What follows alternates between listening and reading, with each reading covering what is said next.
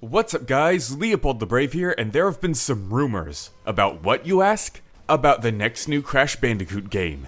Now I'm not going to spend the entire video discussing these rumors and whether they're true or not, because there's already so many videos covering that. But the general consensus of people is that these rumors are true, because they've come from a number of different sources who have all said very similar things. One of the recent sources even gave two names, a PvP Crash game, which we'll discuss in a later video, and the Wrath of Cortex Remastered. But after being questioned about the Wrath of Cortex Remastered because it seems like an odd decision to do, he checked back in with his sources again and was told it was Crash Bandicoot 4.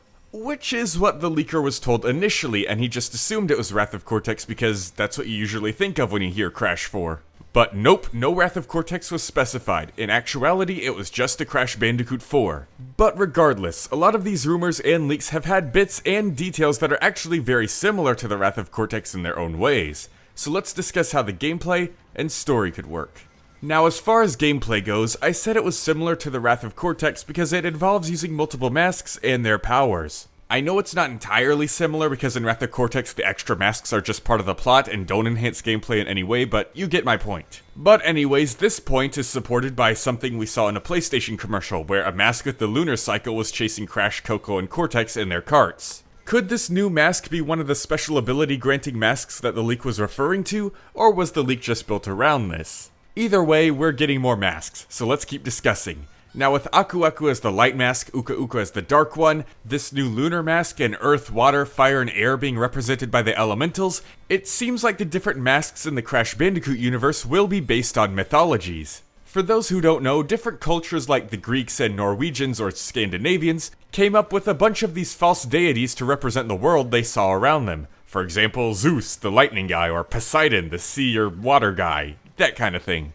So with that theory in mind, we could see a ton of new masks fitting that mold. For example, if there's a mask with the lunar cycle, we could also get a sun mask. Aku Aku and Uka Uka are light and darkness, so we could get a life mask and a death mask. Perhaps even Velo's mask could come into canon and represent the astral plane, you know, space stuff. Or it could be their form of Loki, representing trickery and mischievousness. But like I said, all these new masks could grant you different abilities and power-ups. The sun mask could brighten dark rooms. The life mask could heal you. The death mask could wipe out all enemies in your line of sight. The Velo mask could grant you a completely random ability, whether it be positive or negative. And finally, maybe the lunar mask could put people to sleep. Those aren't the only options you can have with this concept either. You could have a mask for animals, a mask for plants representing flora and fauna, a mask representing the stars, a mask representing love, one for despair. The possibilities for this kind of thing is just absolutely endless, and I'd love to see how they incorporate it into gameplay with all the different abilities they could bring.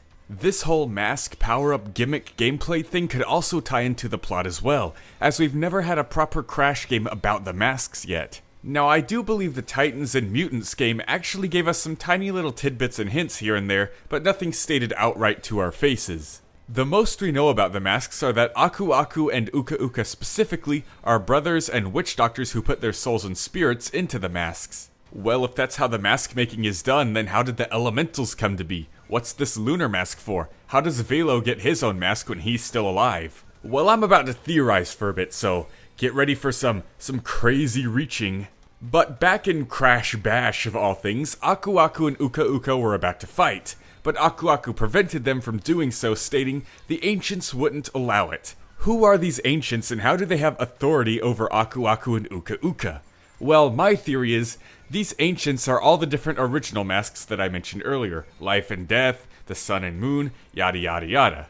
Those masks are probably full-on deities. If this was Moana, think like Tekka or Tefiti or something. Meanwhile, Aku Aku and Uka Uka are mortals that got turned into these masks, becoming demi-deities, semi-deities, think Maui. And this should explain why they're not as powerful as they seem to be, why Aku Aku and Uka Uka still need Crash and Cortex to accomplish their goals or defend the Earth, why they were unable to defeat the evil twins back in Twinsanity, and why the ancients have power over them and wouldn't allow them to fight. So in this new Crash game, not only could we get several questions answered about the masks, but the plot could be about the masks themselves. Perhaps there's an even greater threat to all of them, which is why they need Crash's help to succeed, which is why they're power-ups. Maybe you'll even get to team up with Uka Uka, or maybe Uka Uka finds a way to cause a war between the good masks and the evil masks. Because, you know, Aku Aku can't be the only good mask. I'm sure the lunar mask is good. What reason would she have for being evil? The elementals make sense for being evil because they cause natural disasters and stuff. And Velo is just a trickster. When he gets caught inside his robot suit, he just gives up and surrenders. So overall, yeah, I think that's what Crash Bandicoot 4 is going to be in gameplay and story. Because I don't think they'd retcon everything that happened after the original trilogy just to do a retelling of Wrath of Cortex, and I don't think it's Wrath of Cortex at all. With the focus on masks and the leaks and rumors, I just think that's what was assumed because Wrath of Cortex is the only other Crash game to have a focus on masks. After all the work they've done reintroducing all these different and obscure characters in Crash Team Racing Nitro Fueled, no matter how commonly known they are, I don't think they just wipe everything clean and start over with a Wrath of Cortex retelling, reimagining, or remaster. I think Crash Bandicoot 4 is just a completely new thing. And I know it has 4 in the title, but Sonic did a Sonic the Hedgehog 4 way later as well. So it's not completely unheard of. So anyways, what do you guys think? What do you think this mysterious Crash Bandicoot 4 could be? Let me know down in the comment section below. LeopoldTheBrave, out.